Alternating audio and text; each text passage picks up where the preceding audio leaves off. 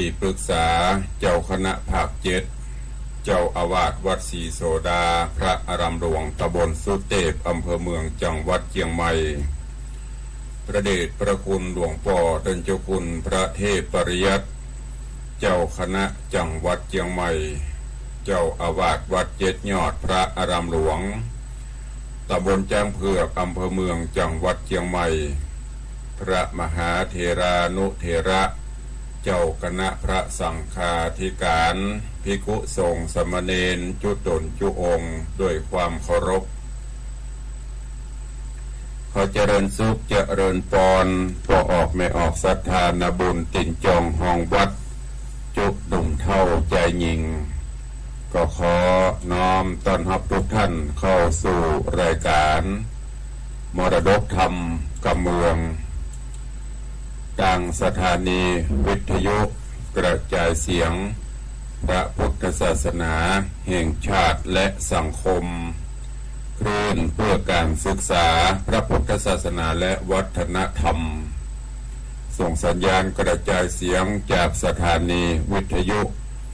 วัดฝ่ายหินตำบลสุเทพอำเภอเมืองจังหวัดเชียงใหม่ในระบบคลื่นความถี่ FM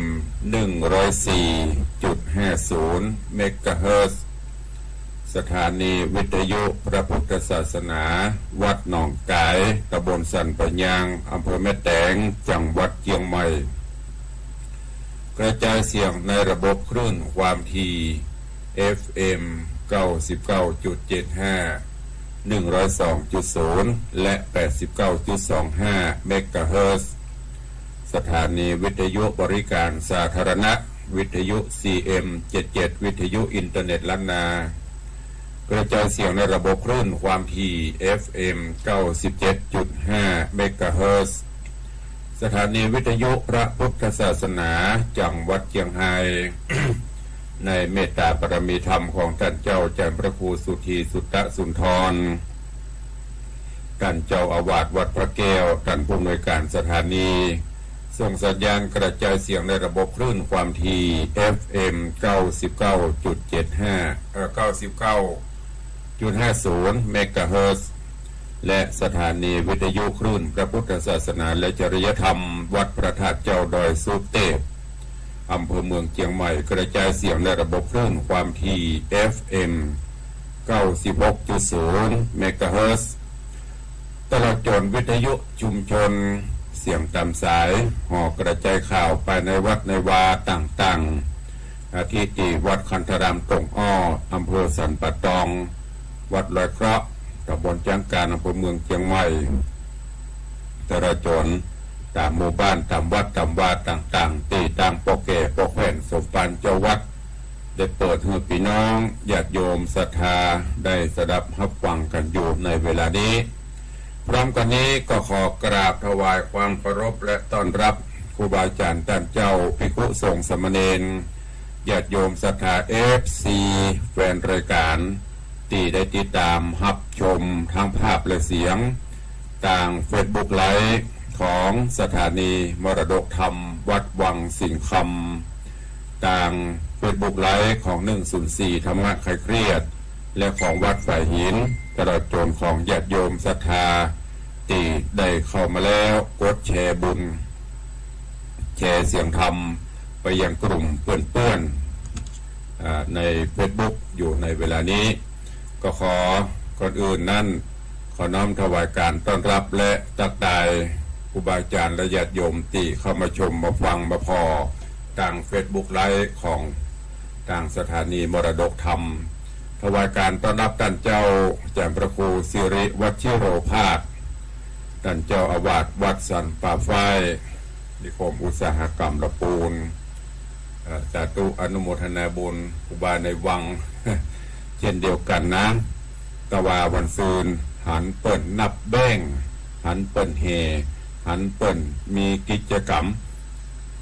แต่ตุลุงในวังเปิ่นบ่เอาเพราะปารมีบ่ถึงไม่ได้กินกับเปิ้ลอันตัวเจ้าเป็นค่อยหยับเงียบบนไร่สดขาดตุลุงในวังปารมีบะเติงเนาะทางสารปะไฟ ข้าน้อยอันนั้นบารมียังไม่ถึงไม่ได้ไปกินแต่เปิ้น ก็เจริญพรต้อนรับคุณโยมสรินทิพย์บุญเลิศเนอะกราบไหว้สาเจ้าสาธุ เจริญพรคุณโยมชนจันทร์ซอนคำเจริญพรโยมแม่ละอองแก้วชุ่มใจเจริญพรคุณโยมเพชร จากประเทศอังกฤษเป็นจะได้พ้องประเทศอังกฤษฝนตกก่อ เมืองไทยฝนตกก็หายุทธวานี่เนอะบรรยากาศหนาวน่านอนแต่ตุ้งก็ไม่ได้นอนตะวานี่วันค่ำปฏิบัติงานเจริญพรคุณโยมอัมพลรัตตาสาธุครับตุลุงเจริญพรพี่นันจรันปิยาจันพี่นันล่าแห่งโดยซิวกราบสาธุครับผมตุลุงเจริญพรเนอะกราบภาวาการต้อนรับท่านเจ้าหลวงพ่อธรรมพระครูสถิตเจติยรักษ์แห่งวัดเจดีแม่ครัวท่านเจ้าคณะตำบลแม่แฝกใหม่ กราบไหว้สาครับผมเจริญพรคุณโยมทองคำที่วงคำเจริญพรโยมปเลี้ยงธนวัฒน์แม่เลี้ยงทัดพิชาสุสิงคำปเลี้ยงกับปเลี้ยงบอกว่ากราบไหว้สาได้ฟังเสียงสวดมนต์เสียงธรรมแล้วก็เสียงของตู้ลุงในวังก็อนุโมทนาขอบคุณกับโยมปเลี้ยงธนวัฒน์แม่เลี้ยงทัดพิชาสุสิงคำเป็นเนอะก็คนส่งตึงดอกไม้ส่งตึงหัวใจมาก็ขอน้อมดอกไม้และหัวใจอันดวงน้อยๆมอบให้กันเจริญพรพี่หมอมัทนามพันธ์กราบไหว้สาหลวงพ่อเจริญพรเนอะเจริญพรโยมยายเพลินเปื้อนเกษตรเอามาติดตามรับชมกันทาง Facebook ไลฟ์ทางไลฟ์สดอยู่ในเวลานี้ก็ขอบคุณทุกเสียงทุกสายทุกท่านทุกคนโดยต้องขอประทานอภัยสุมาภัยหลายเจ้าบริจาครายการเป็นรายการเฮ่งๆและกราบขอบพระคุณท่านผอ.ร.ศรีอาจารย์พระครูสมุวิศวัตรวรกิจโจที่ได้นำเทพนำอย่างออกประแตนก็โดยเหตุผลหลายประการในช่วงนี้ก็รู้สึกจะเหนื่อยมากๆเพลียมากๆเลยงานหลายงานทางงานวัดงานรัฐงานราชงานหลวงในช่วงนี้ต่างวัดก็มีงานรื้อถอนห้องน้ำห้องสุขาเก่าแทงน้ำออกเพื่อเคลียร์พื้นที่ปรับพื้นที่ที่จะดำเนินการก่อสร้างขึ้นใหม่แมคโครเข้าหล่ำตึงรถเย็ดรถยัง2 วัน 3 วันแล้วปัตตวาละปรับเคลียร์จบปัตตวาแต่ยังไม่ได้จ่ายวิตามินเคลียร์ไปเรียบร้อยเอาทรายมาครบมาลมเพื่อรอจะวางผังอันใหม่ส่วนศาสนกิจตะวานี่ก็ตั้งแต่เช้าออกวัดตั้งแต่7 โมงเดินทางไปงานอายุวัฒนมงคล58 ปีของครูบาเทืองวัดบ้านเด่นสลีสีเมืองแกนเซตจากฮันปโตตะวาเป็นสวดมนต์กันม่วนล้ำจนล้ำเวลาเตี้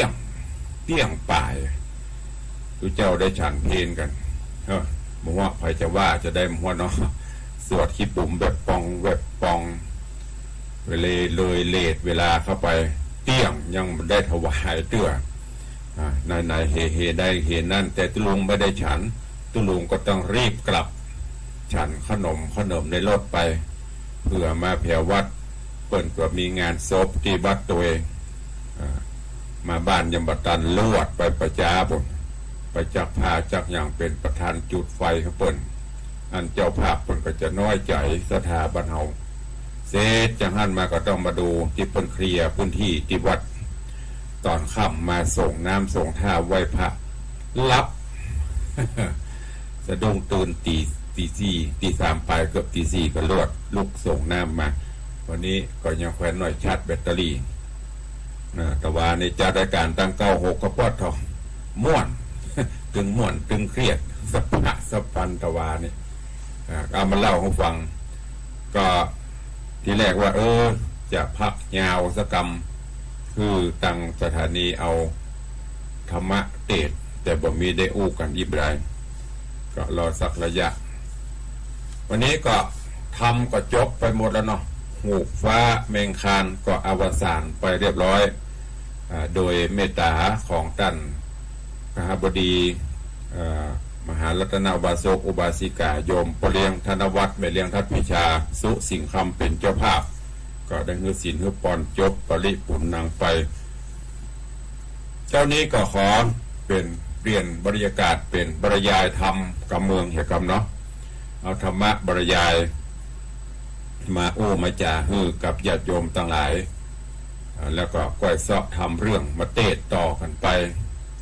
ญาติโยมทั้งหลายเอาเกิดมาพบพระพุทธศาสนาซึ่งก็เป็นบุญอันประเสริฐเป็นบุญอันยิ่งใหญ่แล้วที่เขาเกิดมาพบพระพุทธเจ้าพบพระพุทธศาสนาได้ฟังนำธรรมคำสอนโอวาทธรรมต่างๆก็ขอให้ญาติโยมได้ภาคภูมิใจแล้วก็มันสร้างสมบุญบารมีทานรักษาศีลวัตานะบารมีศีลบารมีไปพระเดชบอกว่าปุญญานิปรโดกัสมิงปฏิรัฐาโหนติปานิดังบุญทั้งหลายย่อมเป็นที่พึ่งของสัตว์ทั้งในโลกนี้และก็โลกเบื้องหน้าญาติโยมทั้งหลายคนเฮาเกิดมานั่นก็บอกว่าจะอยู่ในฐานะใดบอกว่าจะอยู่ในเพศใดวัยใดก็ตามเฮาก็จะตกอยู่ในสถานะภาวะหรือว่าเป็นไปตามสถานะภาวะนั้นบอกว่าจะขี้ริ้วขี้เลว่าจะเป็นคนสวยสดงดงามรูปหล่อเหลาเอาการเฮาก็ต้องเป็นไปตามวิถีชีวิตเหมือนเดียวกันหมดนั่นคือ3จุดกันจุดแรกก็คือชาติหรือญาติอันที่2ก็คือชราหรือความเฒ่าแก่ตามวัยแล้วก็อันสุดท้ายก็คือมรณะหรือมรณังหรือตายท่านทั้งหลายเฮาเริ่มกันมาตั้งแต่น้อยๆคือเกิดออกมาก็เป็นเป็นคนหนุ่มคนน้อยห้องแง่อย่างกับได้บูจักฮ้อนจังหนาวอย่างตัวจากนั้นเฮาก็ใหญ่โตขึ้นมาเป็นหนุ่มเป็นสาวเพราะการเลี้ยงดูปูเสือเอาใจใส่ของพ่อของแม่พอใหญ่ขึ้นมาแล้วพอมาถึงจุดหนึ่งคือพอจุดสูงสุดมันก็จะเริ่มลงแล้วก็นี่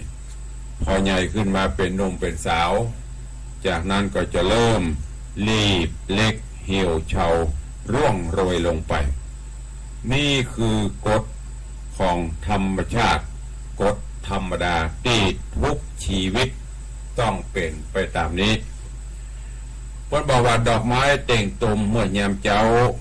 แล้วก็เบ่งบานเมื่อตอนกลางวันอับเฉาเหี่ยวแห้งไปในตอนค่ำตอนแรงฉันใดทุกสิ่งทุกชีวิตเป็นอนิจจังบัดเที่ยงแท้แน่นอน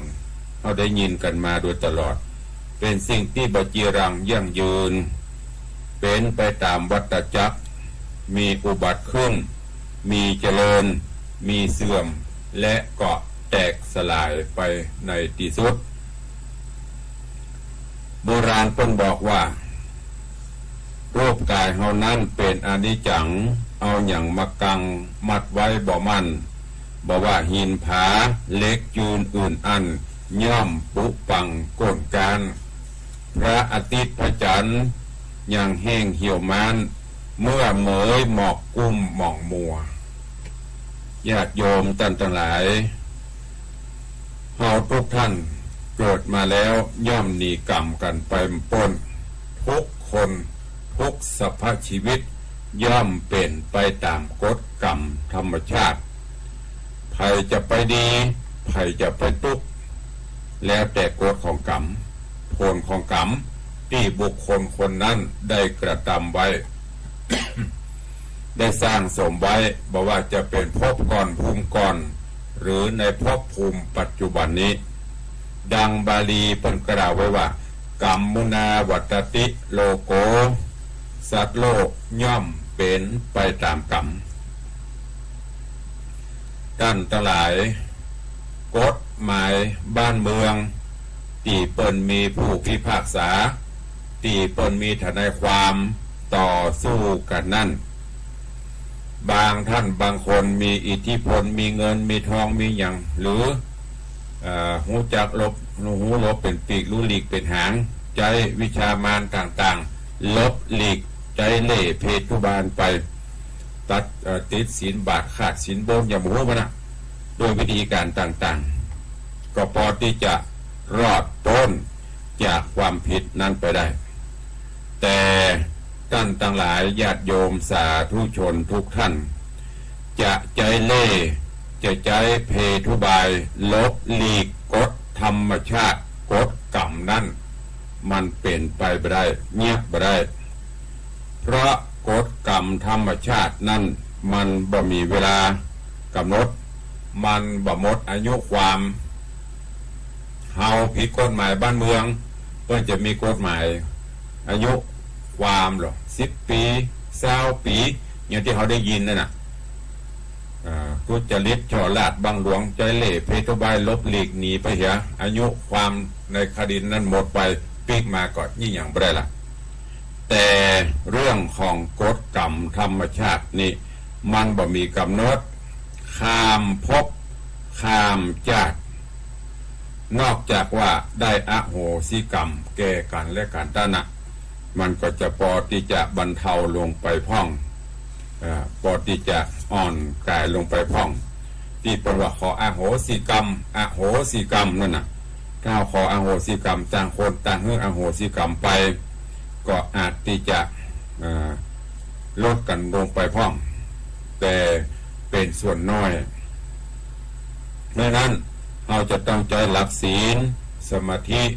ปัญญาจนกระทั่งทำจิตใจทำให้กรรมต่างๆที่เราทำลงไปนั่นน่ะคือมันน้อยลงเหมือนอย่างเราเอาเกลือใส่หม้อเอาน้ำเทลงไปจากเบื้องแรกถ้าเราบัดเติมน้ำมันจะเค็มแต่พอเราน้ำเติมลงไปมันก็จะค่อยๆลดความเค็มลงไปเรื่อยๆลดไปจนมันจืดมันจางไปฉันได้กับฉันนั้นบาปกรรมต่างๆที่เราทำมาถ้าหูตัวว่าบันพีเราก็เอากุศลผลบุญคุณงามความดีเนี่ยเติมเข้าไปใส่เข้าไปพอดีคือดีเอาขึ้นจังระหว่างความบุญกับบาปเนี่ยบุญเขาจะนับมันก็จะนับจากทางบุญโทษทันต่างๆมันก็จะเบาบางไปดังนั้นสาธุชนอีพ่ออีแม่เฮาท่านทั้งหลายควรที่จะละชั่วประพฤติดีสร้างกุศลคุณงามความดีไว้อย่างที่ปนว่ากัลยาณการีกัลยาณังป่าปะการีจะป่าปะกังแต่ความว่าทำดีได้ดีทำชั่วได้ชั่วหว่านพืชหว่านผลจะได้มันก็ย่อมเป็นไปอย่างนั้นกรรมก็คือความคิดมีจิตเจตนาเจาะลงมือกระทำลงไปถ้าตั้งกายก็ห้องว่ากายกรรมตั้งวาจาก็ห้องวจีกรรมตั้งใจเป็นห้องว่ามโนกรรมเนี่ยกายกรรมวจีกรรมมโนกรรมถ้าเป็นฝ่ายชั่วเป็นห้องว่าอกุศลกรรมถ้าฝ่ายดีเป็นก็ห้องว่ากุศลกรรมกรรมนั้นแหละพอออกไม่ออกศรัทธาเป็นสิ่งที่จะจำแนกกับแนกสัตว์ทั้งหลายฮื้อชั่วช้าเร็วซามหรือว่าฮื้อดีมีความเป็นอยู่ต่างกันมั่งมีสีสุขยากจนโค่นแค้นทุกข์สุขอายุสั้นอายุยืนรูปร่างผิวพรรณความตลอดจนความโง่เขลาเบาปัญญาอันเนี้ยที่มันแตกต่างกันเพราะมันเป็นไปตามอำนาจของกรรมตั้งแต่หลายเฮาหัวมดกรรมนั้นประตูเปรียบเหมือนอย่างเฮาหว่านพักหว่านพืชหว่านผักกาดมันก็เป็นผักกาดปลูกผักปลูกบกเตดมันก็เป็นบกเตดมีไผ่ปลูกบกเตดเกิดลูกออกมาเป็นปะเปล่านี่บะมีไผ่หว่านผักกาดแล้วมันไปออกเป็นปลำไยนี่มันจะต้องเป็นไปตามอันนั้นต้องมันสร้างกุศลคุณงามความดีไปเฮาหว่านพืชหว่านผลจะได้เฮาก็ย่อมได้ผลชนิดนั้นการทำดีก็เช่นเดียวกันมีหลายขั้นหลายตอนต้องพร้อมหลายๆอย่างที่สำคัญก็คือจิตใจเฮา กลั่นจิตกลั่นใจให้ใสสะอาดแล้วก็ก้อยๆสร้างกุศลคุณงามความดีมีความขยันหมั่นเพียรอย่างเพื่อจะเป็นปลัดอำเภอเพื่อจะเป็นนายอำเภอเพื่อจะเป็นผู้ว่ามันก็ต้องผ่านกันไปเป็นขั้นเป็นตอนเป็นอย่างดอกลองสังเกตพอผู้ที่เป็นมีข้าราชการเนี่ยเริ่มตั้งแต่เรียนอนุบาลป .1 ป .2 ป .3 ป .4 ป .5 ป .6 ขึ้นมัธยมขึ้นปริญญาจบออกมาแล้วก็ต้องไปสอบเป็นเสมียนเป็นปลัดเป็นนายอำเภอเป็นปลัดจังหวัดเป็นผู้ว่าโดกความมันจะทะลุเป้าขึ้นเป็นอธิบดีเป็นปลัดกระทรวงมันนี่ต้องฝ่าฟันสร้างสรรสร้างอุตสาหะวิริยะไปมันถึงจะได้ดีไปตามนั้นแต่ปัจจุบันนี้ญาติโยมทั้งหลายรุ่นใหม่มักจะเอาสถานการณ์ปัจจุบันเป็นหลักมันบหันผลเวยดอกมันจะเอาแบบรวดเร็วทันใจฟังพ่องประวัติทำดีได้ดีทำชั่วได้ชั่วมาเล่นไปปิ้นของป้นอย่าทำดีได้ดีนั่นมีที่ไหนทำชั่วได้ดีนั่นมีถมไปถึงแม้สถานการณ์ปัจจุบันเขาจะหันเป็นเช่นนี้หันคนทำความชั่วได้ดีคนทำความดีไปได้ดีแต่นั่นมันดีชั่วคราวมันบ่ดีถาวรหรอกบ่เมินบ่นานมันก็ต้องกลับเพอซ้ำจะเหลือเก่ากันไปโกงกินของเปิ้นไปเนี่ยอย่างสปะสปันเปิ้นฮ้องว่ากินทานไฟแดงนอนบ่หลับเฮานี่หาเจ้ากินค่ำเฮามีศีลมีธรรมหลับสบายแต่เขาลองพอได้ยินหมาเยี่ยมขี้เงียซับๆแซ่บๆก็เป็นเพราะว่าพะวงนอนก็บ่หลับเพราะกรรมที่เขาสร้างไว้มันล่วยไล่ตัวไปฉะนั้นญาติโยมเฮาทั้งหลายเนี่ยขอพูดมันชำระกายวาจาใจโดยศีลโดยธรรมโดยเมตตาภาวนามันสร้างกุศลผลบุญไปประพฤติปฏิบัติในสิ่งที่ดีละเว้นจากความชั่วประพฤติแต่คุณงามความดีขจัดปัดเป่ากิเลสต่างๆเครื่องเศร้าหมองคือมันมาลายเบาบางลงหาโอกาสเข้าวัดเข้าวาไปประพฤติวัดปฏิบัติธรรมไปพอตัวเก่าไปชำระกิเลสตัวเก่าเอาทำอะไรลงไปอย่างที่ตุลุงได้บอกครูบาอาจารย์ได้ว่าไว้มีภัยเราที่จะหูเท่าตัวเราหูได้อย่างเท่าตัวเก่าเฮาแต่อย่างตุลุงเปียกตะวาแต่ตุลุงไปไหนตุลุงก็หูหรอกแต่ญาติโยมนะหูแต่อาจจะหูก็หูหมดแต่ตัวเก่านี่จะหูไปที่ไหนไปยิงใหญ่พ่องไปปะไผ่ไปอู้อย่างก็ไผ่ดังนั้นฝากไว้กับทุกท่านจะไปเมาท่าวันเวลาตาไม่น่าพอแน่บหันรีบเร่งสร้างกุศลคุณงามความดีไว้วลีพระว่าโกชัญญามรณังสุเวไผเล่าจะหูว่าความตายจะมาถึงเฮาวันนี้หรือวันพรุ่งนี้ดังที่เฮาได้ยินเป็นว่าวันเกิดหากหูเนี่ยแจ้งดีหลีวันตายบ่มีไผจะหูได้สร้างกุศลคุณงามความดีไปเตอะบำเพ็ญบุญบารมีไปตามกาละตามโอกาสตามอัตภาพที่เราจะทำได้จะไปฝืนทำไปแล้วเรามีความสุขใจสบายกายสบายใจนั่นแหละบุญกุศลเกิดขึ้นแต่ถ้าทำไปแล้วมันทุกอกทุกใจอันนั้นก็เว้นไม่ต้องทำนะฝาก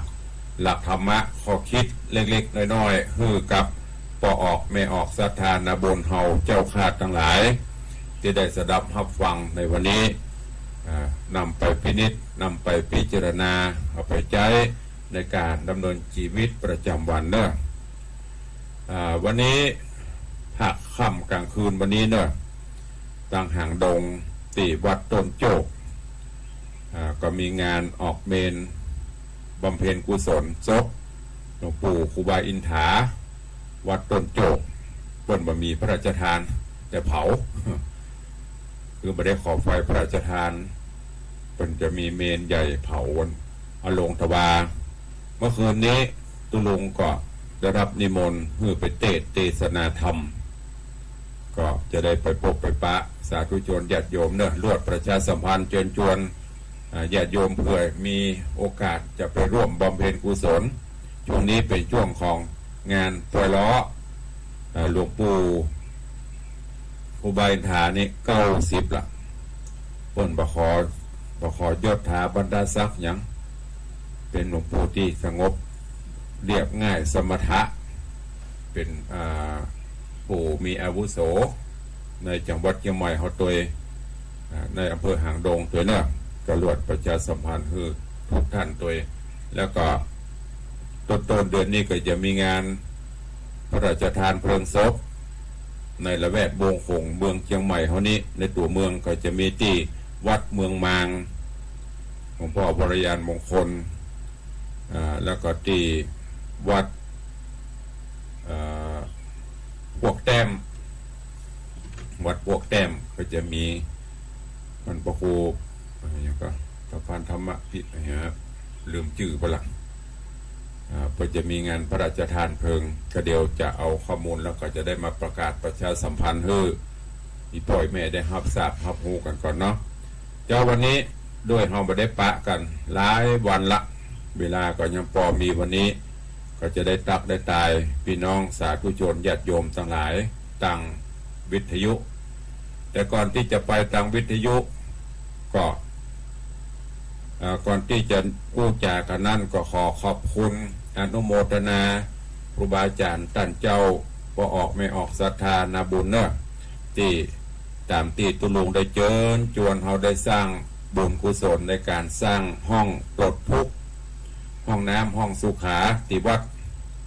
ซึ่งก็ได้กล่าวปัตตกี้แล้วว่ากำลังมีการปรับปรุงเคลียร์พื้นที่ตอนนี้ก็เรียบร้อยจะเริ่มวางแผนวางผังตอนนี้ก็รอแปลนตีต่างเทศบาลปดเขียนฮื้อยังประเสริฐเดือแปลนมาเขาก็จะได้ว่าจ้างก่อยทำไปเต้าตีสตางมีเนอะตอนนี้มีเจ้าภาพเจ้าสถาตีสร้างเป็นห้องฮับเป็นเจ้าภาพสร้างเป็นห้องก็มีของตุลุงพระครูวิสิทธิ์ศรีลาภรณ์ตุลุงในวัง1 ห้อง 50,000 บาทพ่อเลี้ยงธนวัฒน์แม่เลี้ยงทัดพิชาสุสิงคำร่วมสร้าง2 ห้องอุทิศกุศลฮื้อปออุยมอนสิงคำแม่อุยมอนสุใจแก้วท่านละ1 ห้องรวมเป็นเงิน100,000 บาทโยมพ่ออาจารย์บุญมาแม่ตุนแก้วท่านผอ.ถนอมอาจารย์จิตราทาคำแปงแล้วก็ลูกหลานท่านเต้าร่วมเป็นเจ้าภาพสร้าง1 ห้อง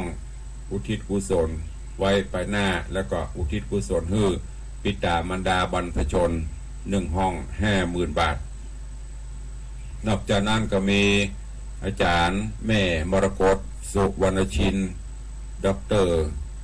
ชัดทิพย์ด็อกเตอร์กิตติพัฒน์สุวรรณชินท่านผู้รับใบอนุญาตแล้วก็ท่านอธิการบดีรองอธิการบดีมหาวิทยาลัยฝ่ายเทิร์นพร้อมครอบครัวสุวรรณชิน1 ห้อง 50,000 บาทคุณโยมบุญชัยมาบุญศักดิ์สิทธิ์ท่านที่ปรึกษาพิเศษประจำฝ่ายเสนาธิการประจำสำนักปลัดกระทรวงกลาโหมร่วมเป็นเจ้าภาพ1 ห้อง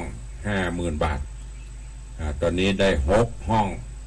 ส่วนญาติโยมฮอดที่ให้ที่หอมมาคน10,000พ่อง5 ปันพ่องปันพ่อง2 ปัน3 ปัน500จนเราถึง30 บาทก็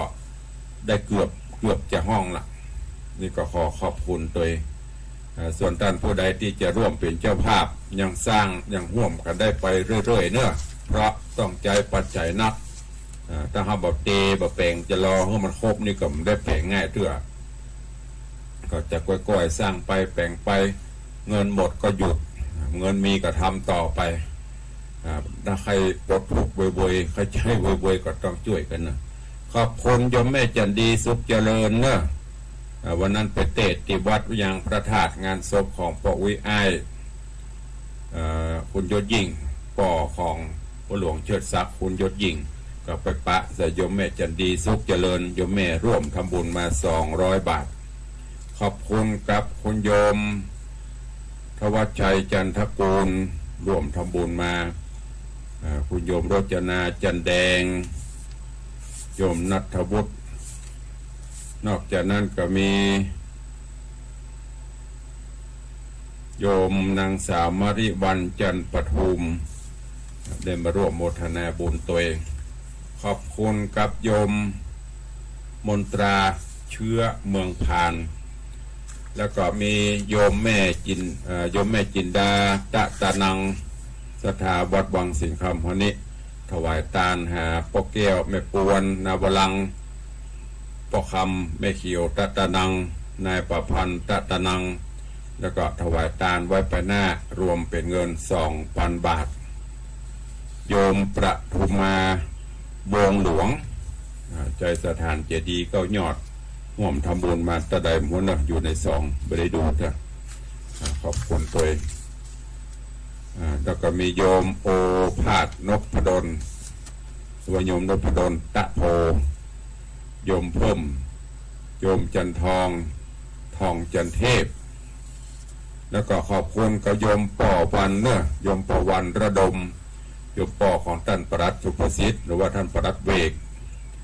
วันนั้นเปิดมาร่วมทำบุญตัวแถม1,000 บาท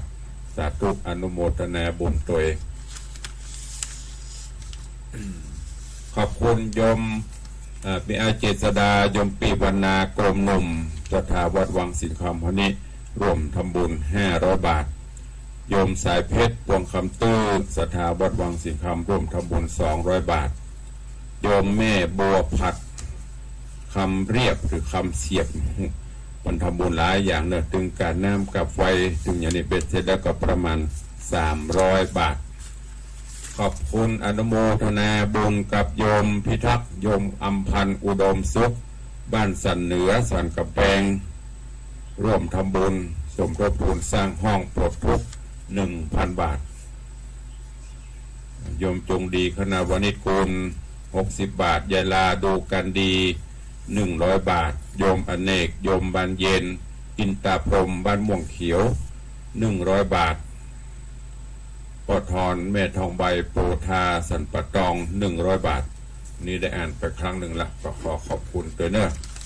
แล้วก็มีท่านที่ฟังตังคลื่น96อันนี้ก็หลายท่านหลายคนได้ร่วมโมทนาบุญมาขอบคุณอนุโมทนาบุญกับโยมแม่อุดคิดชัยร่วมทำบุญ500 บาทโยมแม่คำใสมโนสาร200 บาทโยมแม่บุญยรัตน์สมจะสายมุน100 บาทเนอะขอบคุณอนุโมทนาบุญตัวนอกจากนั้นก็มีโยมแม่จันหลวงมณีวันบ้านเหล่าปะฝาง500 บาทโยมแม่4,000ชัยมงคลตรงปะคาเหนือแม่วาง200 บาท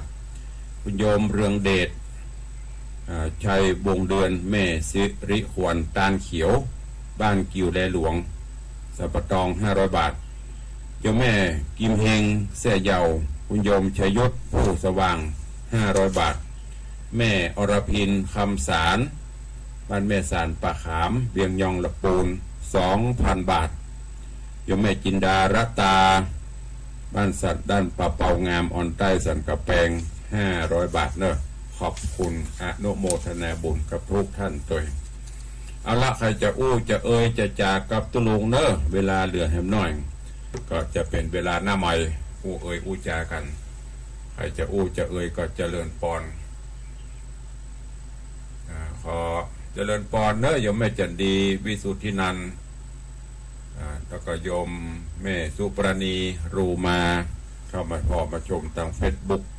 โยมจรัญสุธาจากดอยแต้นพระผาหลวงไปถึงไหนแล้วหมอนเนอะพี่เอาคุณโยมจรัญสุธาเตรียมการถึงไหนแล้วพ่องความคืบหน้าได้รับแจ้งเพื่อจะรวบรวมพี่น้องมาช่วยกันแต่ตอนนี้ไปถึงไหนแล้วหมอนเนอะความคืบหน้าก็จะได้ก็แจ้งเพื่อตุลุงตัวเนอะเจริญปอนโยมปอเลี้ยงธนวัฒน์สุสิงห์คำไม่ตายไม่ตายยังเช้าเน้อท่านพระผู้ฮ้องตาสุขภาพเด้อดูแลสุขภาพโอ้ยว่าผ่อนเนี่ยพ้องสาธุอนุโมทนาเจ้าแต่บักการคุ้มครองท่านพระผู้ตัวเด้อแต่ อยู่กับเอฟซีศรัทธาไปเหมือนเดิมเด้อดูแลรักษาตัวเด้อไว้สาพาเพื่อกำลังใจ สาธุขอบคุณพ่อเลี้ยงเด้อบุญรักษาเช่นกันเด้ออนุโมทนาขอบคุณกระยมพ่อเลี้ยงก็เป็นห่วงซึ่งกันและกัน จะย่างเมือเนอก็อินดูศรัทธาญาติโยมที่ถอยข้าฟังทางบ้านตุลุงไปไหนเป็นยังก้านี่ก็มาปบมาปะกันพ้อง ก็เป็นกำลังใจซึ่งกันและกันเอาสายต่อไป 0817836540 พอเราจะมีแห่งพี่สายย่างไป2-3 วันภายคืนหอดคืนเติงตันหากันพ้อง มีก็ห่างเวลาไปคือพอวันนี้จะถึง10 สายไหมยกเว้นที่เพิ่นโทรตลอด มีถึง10 สายก็ใครจะจะตัวตุลงให้กำลังใจฟังเสียงเลยเนาะเสียงกระปอยถามว่าเหนื่อยไหมก็เหนื่อย แต่ก็คืนหอดคืนเติงหายมสายที่2เข้ามาจันคำแสงบุญมันจะครบถ้าจะทีมงานเดิม5 คนที่ว่าฟังเยอะสาธุอนุโมทนาแม่มอนเนอร์สายที่2มาละสายที่3สายที่4ที่5ที่6แหม8 สายจะถึงก่อนใครจะจะตัวเองฟังกันอยู่ก่อนถ้าฟังก็โทรมาพ้องเนอร์จะไปฟังบดายตุลุงบอกไปฟังดูที่ไหนพ้องถ้ามันมี2 สาย3 สายนะกำลังใจมีไหม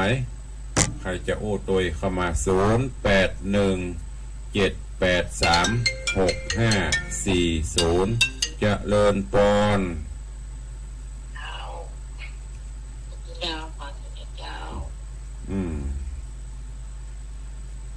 เจ้าขอบคุณเจ้าสายที่1พ่อเลี้ยงสายที่2แม่มอนจันคำสายที่3แม่จินดาพอเราจะมีกี่สาย0817836540บักปิงวินบอยเนาะหายไปถ้าเป็น96ตะวันนี่ป้อตตะวันนี่96จนความดันขึ้นโทกันนักลงไปสาธุอนุโมทนาสาธุสายที่4แม่บุญปันมีงานทีมงานเดิมๆมาเนี่ยเนาะหมู่เก่าๆเดิมๆเขาเป็นกำลังใจซึ่งกันและกันวันนี้เหลือเวลาแถม10 นาทีมีก่อนสายนี่แม่ปานีเจริญพรสาธุเจ้าสาธุเจ้าครูบาเพิ่นจะเสียมาได้เจ้าครูบาที่ไหนต้นโจกอะเจ้าบอกงูเจ้างูก็จะไปเตะทำเจ้าแต่วันเผานี่งูเจ้าเพิ่นมีดีกาเรียนราชการนี่วันที่1ใกล้ๆกันนะพ่อลงตะวาแล้วหรอไหมลงแล้วก็เห็นประมาณวันที่26-27นี่ก็เผาแล้วก็ยังถ้าการเพิ่นก็ตู้เพิ่นก็เอาซองมาหอมกันนั้นกำละดีละว่างก็ไปห่วงเพิ่นเด้อไม่ถึงจ้ะถึงจะนี่ไปเตะเมื่อคืนนี่จ้ะสาธุเด้อว่านี่ม่วนเนาะก็เป็นอะไรละม่วนเนาะม่วนสถาม่วนตุลุงบ่ม่วนความเครียดวางไว้วางมาก็ม่วนดีกันแล้วสัมปีสัมปนบุญวายสาธุเด้ออนุโมทนาบุญรักษาเจริญปอนสายต่อไปจากทางใดตัวหลวงวินแต่เล็กตัวหลวงวินสาธุอนุโมทนาเด้อสาธุเจริญปอนโอ้ยเจ้าทุกค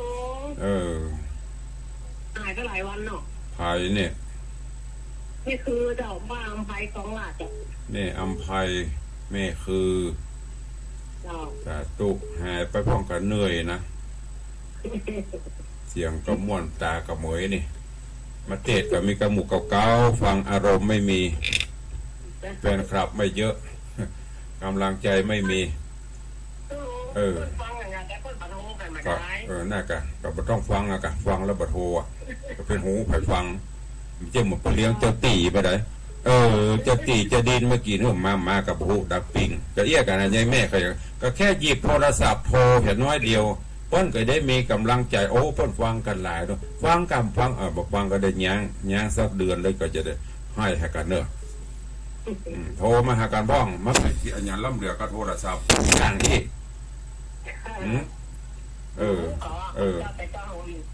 สาธุอนุโมทนาเอาแม่บุญว่าจะได้ ไปฟังเดี๋ยวตะลุงจะโทรไปกลายเป็นเทพเฮียก็วันพ่อจัดโสดยังบัดโหวันพ่อจัดเทพบัดโห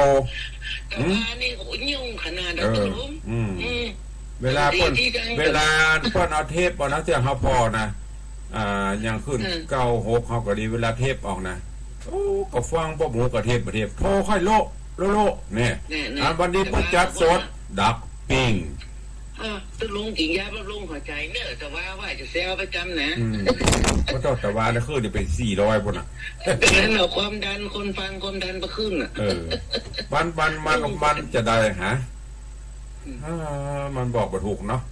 มันมียายคนหนึ่งนะโหมันบ่ดีนะมันได้กับโอ้แล้วมันแบบฟังเฮานั่นละฮะโอ้ปะกะว่าทุลุงสวกฮะแม่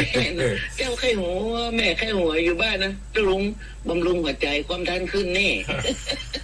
ตะวานี่ปะโตตั้งแต่จัดรายการมาตะวานี่ปอดมือตึ๊บบุญไว้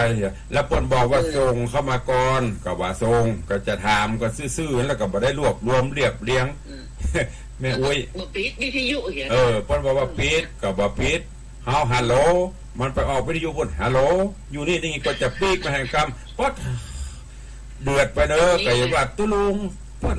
ก็บ่ม่วนหาโดนตื่นขึ้นตื่นลอกน่ะเดี๋ยวนี่บอกก็เขานะตะลุงปิดไปเลยไม่ต้องรีวิทยุถ้าติดแล้วนะก็นั่นนะก็ได้โดนทำละอันบัดที่เพิ่นหอมสตางค์นี่เหมือนที่เพิ่นมาหอมสตางค์ปิดมาตึ้งบัดทอไผบัดมานั่งจุดนี้บ่ฮู้นะแม่เอ๋ยเจ้านี่พาไปฟังตะลุงไข้หัวดอกเอาละเดี๋ยวได้กินยาบำรุงหัวใจแล้วนะสาธุเด้อจ้าสาธุจ้าเจริญพรแม่นี่อาจปะสปันพระเจ้านะนักจัดรายการเนี่ยมาให้บดีไปเจ้าโตต้องคุมสถานการณ์ให้อยู่นะโยมเพิ่นกับใครก็ต้องเข้าใจแล้วเพิ่นไปอีแม่อีปอก็บอกเรื่องอย่าเพิ่นว่าปิดวิทยุก็บอกปิดลีก็บ่ลีเอาอยู่เบิกอันนี้ฟังเริ่มใจโจมนะให้ฟังตะวันนี่รายการจัดรายการ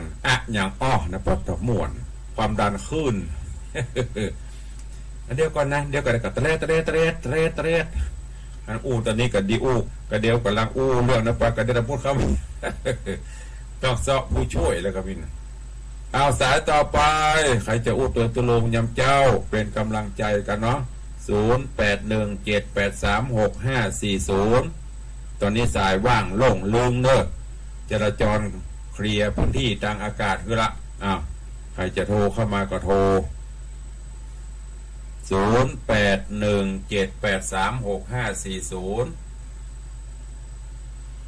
มีก่อ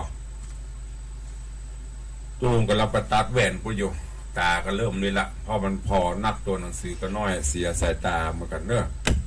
กำลังไปตัดแหวน2 เลนคนยังบอกมาส่งจ้ะวันนั้นพอเลี้ยงเป็นเจ้าภาพเมื่อประหลัดตัดแหวนสายตายาวเรียบร้อยประหลัดใจประจำแต่ที่อ่านหนังสือมีล้างไปอยู่เอาไปตัดเจริญปอนฮัลโหล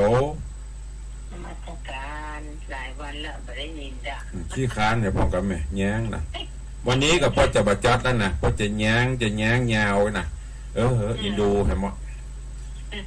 ก็เลยมานั่งตากระมวยเสียงกระแหบเนี่ยจะมาเตะ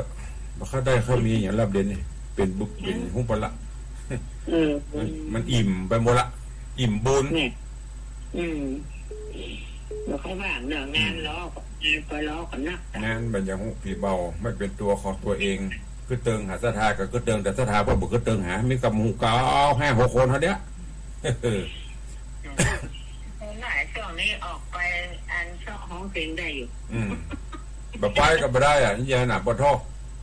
มีไม่ไหลไม่โลมีแค่หยังผีเบาเดี๋ยวนี้ต้องเตรียมจ่ายให้เปิ้นสดๆชิงๆไปเลยนะ 30,000มันจะ300นะก้ารถแมคโครรถแยกมาขุดมาเจาะมาปรับพื้นที่ 25,000 บาทแล้วก็ตะว่าเอาทรายมาลงแหม5 ลำละ 1,500 บาทเนี่ยมันเต็มดิเตื้อบวกเข้าไป 30,000 ปลายจะต้องหาให้แปลงสูงแบบนั้นวัดจากนี้หรอบอกงูเตื้อจะแปลงทรงไหนแปลนก็ย่อมมาเตื้องานฟรีมันโอ้ยากนะงานขอมันจะงานจ้างต้องใจเย็นๆถ้าจ้างนี่อย่างเพิ่นก็เร่งได้อันนี้ขอเพิ่นแล้วจะครับอยากก็บ่าอย่าเขาจะเร่งกูกำอีกก็ไม่ได้จะเป็ดต้องใจเย็นๆค่อยกำลังได้ตังค์สัก6 ห้องยังไม่ได้เที่ยงไปกึ่งนะเล็กสักสักหาหันเสาสักต้นหันเล็กสักสิ้นขอบคุณแม่เด้อบุญรักษาเจริญปอนสายต่อไปเจริญปอน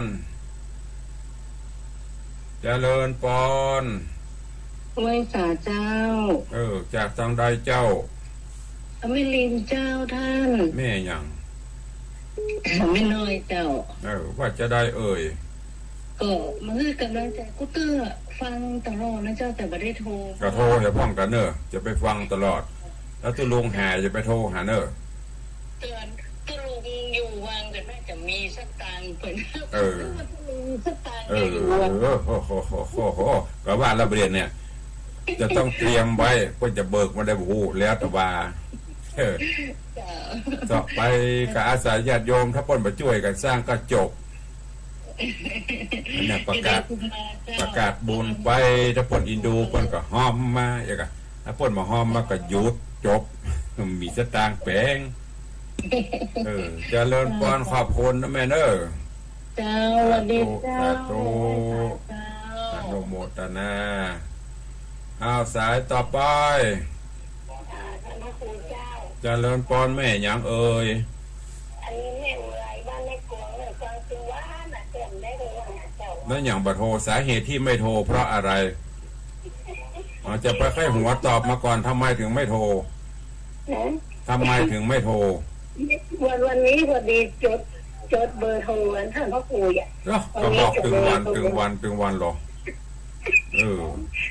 ตรงนี้จะโทรถึงวัน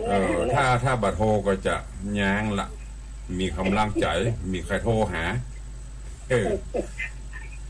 บางทีมันเพื่อนมีจันนาเจ้าหมู่นั้นแม่กวงก็มาไปเคยที่โลไอ้ศูนย์สุภา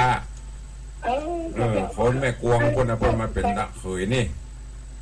เขาแล้วเจ้าก็ไปซบแม่เบิ่นเนาะแม่กวงก็ต้องลงไปหากินปะโทษปะก้ายรับตาหันมดแม่กวงเข้าซอกได้ซอยได้มาเจ้าก็ท่านมาจบเนี่ยอยากกันเนี่ยหรอกเจ้าก็ไปหาท่านหรอกก็น่าแล้วใส่แล้วอันหยอดเติมด้วยก่อนเติมแค่นั่นน่ะดีมากหยอดท่านดีละอนุโมทนาเนอะแม่เนอะอย่าโทรมาอู้กันคนละเล็กละน้อยเนอะม่วนดีสาธุเซลกันเล่นๆไปของแม่เจ้าม่วนดีอารมณ์แจ่มใสเหลือเวลาอีก7 นาทีวันนี้หางไปหื้อเหมือนหน่อยบรรยายธรรมผู้ฟังแล้วก็อุจาข่าวสาร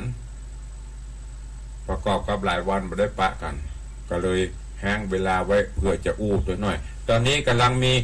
กี่สาย1 2 3จดวันนี้นะ1 2 3 4 5 6 7 8 9 10 11เชือดป้นยาแดงอยู่สายที่1พ่อเลี้ยงธนวัฒน์สุสิงห์คำสายที่2แม่มอนจันคำแสงบุญ สายที่สามแม่จินดาสายที่สี่แม่บุญปันสายที่ห้าแม่ประณีสายที่หกพ่อหลวงวินสายที่เจ็ดแม่อัมภัยกองราชสายที่แปดแม่บุญสายที่สี่แม่จันดีวิสุทธินันท์สายที่เก้าสายที่สิบแม่น้อยแม่ดิมและสายสุดท้ายตะกี้โยมแม่อุไรแม่กวงสายที่12เจริญปอน นมัสการเจ้า แม่อย่างรายงานโตกรรม แม่แก้วเจ้า เด็กหญิงแก้วบ้านไหน สันไปเลยเต้าเจ้า สันปูเลยป่าหัวอ้าว เป็นกำลังใจเจ้า สาธุอนุโมทนาเนอ